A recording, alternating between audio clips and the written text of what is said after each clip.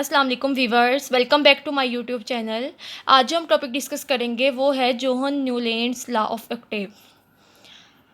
इसमें हम क्या देखते हैं, लॉ ऑफ ऑक्टेव ये ऐसा लॉ है जिसमें क्या हुआ था कि एलिमेंट्स अरेंज हुए थे on the basis of atomic wait increases, कि जैसे जैसे एटॉमिक वेट इंक्रीज़ होते थे वैसे वैसे इन्होंने एलिमेंट्स की अरेंजमेंट की थी। फॉर एग्जांपल, अगर हम ये ग्रुप्स में शो किए हुए एलिमेंट्स 1 से लेकर 7 तक ग्रुप्स है, like lithium, beryllium, boron, carbon, nitrogen, oxygen, fluorine. Then फिर sodium, magnesium, aluminium, silicon, phosphorus, sulphur, chlorine and potassium और कैल्शियम। ये एलिमेंट्स को हमने अरेंज किया हुआ है। कैसे अरेंज किया है? On the basis of atomic wait increases, कि एटॉमिक वेट इंक्रीज़ हो रहा है। फॉर एग्जांपल, लिथियम का एटॉमिक वेट कम है, फिर थोड़ा सा ज़्यादा बेरिलियम का है, बोरॉन का इससे ज़्यादा है, कार्बन का बोरॉन से ज़्यादा है। ऐसे ऐसे एटॉमिक वेट इंक्रीज़ हो रहा है। सबसे ज़्यादा एटॉमिक वेट फ्लोरीन का है। फिर सोडियम का एटॉमिक वेट कम है, उससे ज़्यादा इसका है। ऐसे ऐसे इंक्रीज़ होते होते क्लोरीन का एटॉमिक वेट सबसे ज़्यादा है। On the basis of atomic wait कैसे अरेंज किया हुआ है। न्यूलैंड लॉ ऑफ ऑक्टेव हमें ये बताता है कि इन्होंने एलिमेंट्स की अरेंजमेंट की है on the basis of atomic weight, कि एटॉमिक वेट इंक्रीज़ हो रहा है। फॉर एग्जांपल, जैसे लिथियम फर्स्ट एलिमेंट है, बेरिलियम सेकंड है। अगर हम यहाँ से काउंट करना शुरू करें 8 एलिमेंट तक, 1 2 3 4 5 6 7 8, तो सोडियम 8 आता है। 8 एलिमेंट पर सोडियम है। तो वो कहता है कि every 8 element is the reputation of the properties of first element, कि जो भी 8 एलिमेंट हो वो ही फिज़िकल प्रॉपर्टीज़ फर्स्ट एलिमेंट की होती है। क्या इस बात का मतलब है कि अगर हम लिथियम से काउंट करना शुरू करें, 1 2 3 4 5 6 7 8 सोडियम पे आ रहा है, तो इसका मतलब ये है कि जो सोडियम की प्रॉपर्टीज़ हैं वही लिथियम की प्रॉपर्टीज़ है, सिमिलर प्रॉपर्टीज़ है। अगर हम बेरिलियम से काउंट करना शुरू करें, 1 2 3 4 5 6 7 8, तो मैग्नीशियम 8 एलिमेंट बन रहा है। तो मैग्नीशियम की जो प्रॉपर्टी है वही बेरिलियम की प्रॉपर्टीज़ है। तो ये सिमिलर प्रॉपर्टीज़ है ग्रुप नंबर 2। इसी तरह बोरॉन से स्टार्ट कर लें, 1 2 3 4 5 6 7 8, तो एल्यूमिनियम 8 एलिमेंट पे आता है। तो इसका मतलब ये है कि जो एल्यूमिनियम की प्रॉपर्टी है वही बोरॉन की प्रॉपर्टीज़ है। तो दूसरी बात इसने ये बताई है कि हर every 8 element is the reputation of the properties of first element. ठीक है, कि मतलब 8 एलिमेंट की जो प्रॉपर्टी होगी वही फर्स्ट एलिमेंट की होगी। फर्स्ट एलिमेंट क्या था? लिथियम। 8 एलिमेंट क्या था? सोडियम।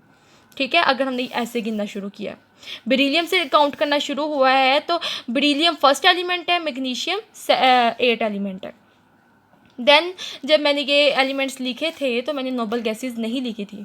फ्लोरीन के बाद आर्गोन आता था, नियॉन आता था क्लोरीन के बाद, तो मैंने वो नहीं लिखा था। क्यों नहीं लिखा था? क्योंकि नोबल गैसेस तब तक डिस्कवर नहीं हुई थी। और न्यूलन लॉ ऑफ ऑक्टेव में हमें यही है कि कैल्शियम तक ही इन्होंने एलिमेंट्स को अरेंज किया था। कैल्शियम के बाद वाले एलिमेंट्स अरेंज नहीं हुए थे। क्यों नहीं हुए थे? क्योंकि इन्होंने लाइटर एलिमेंट्स को ही अरेंज किया था और कैल्शियम तक ही एलिमेंट्स लाइटर थे। देन वो कहता है when elements are arranged in the order of increasing atomic weight, कि जब हमने एलिमेंट्स को अरेंज कर लिया है इंक्रीजिंग एटॉमिक वेट पर, then every 8 element is the reputation of physical and chemical properties of first element.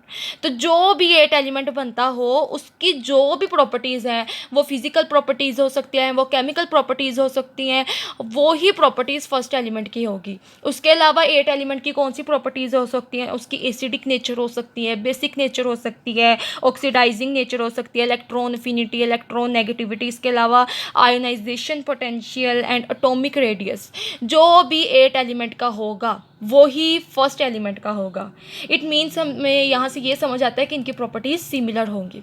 Then ये हमारे पास था न्यूलैंड लॉ ऑफ ऑक्टेव, जो कि on the basis of atomic wait increases इसके बारे में बताता है। देन वो न्यूलैंड लॉ ऑफ ऑक्टेव हमें पीरियोडिसिटी के बारे में बताता है। किसके बारे में बताता है? पीरियोडिसिटी।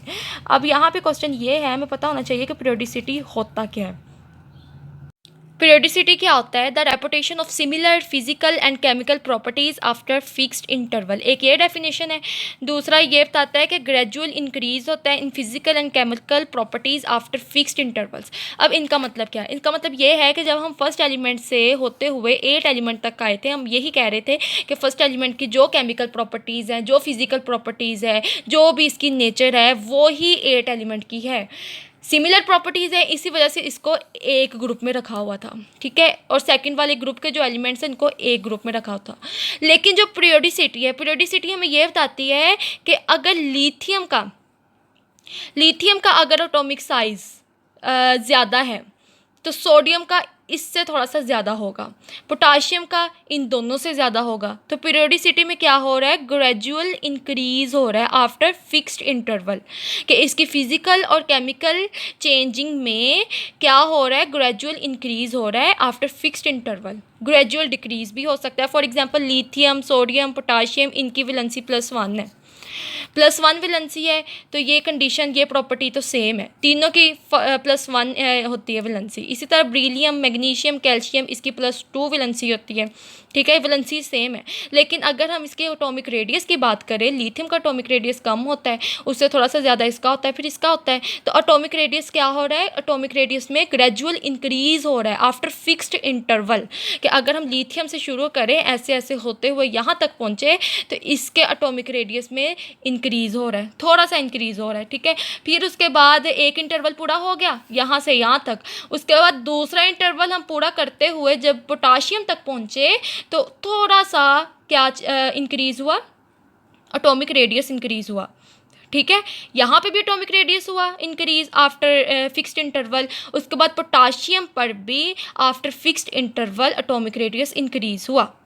तो मतलब क्या हुआ, ग्रेजुअली इंक्रीज एटॉमिक रेडियस। अब ये वाली प्रॉपर्टी तो सेम नहीं है, वैलेंसी वाली प्रॉपर्टी सेम थी, तो यही हमें पीरियोडिसिटी बताती है।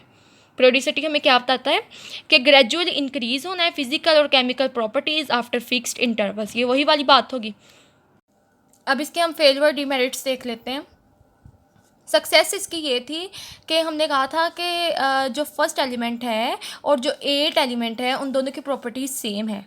आफ्टर पीरियोडिसिटी इनकी प्रॉपर्टीज़ रिपीट हो रही थी, या फिर ग्रेजुअल इंक्रीज़ आ रहा था या ग्रेजुअल डिक्रीज़ आ रहा था प्रॉपर्टीज़ में, ठीक है।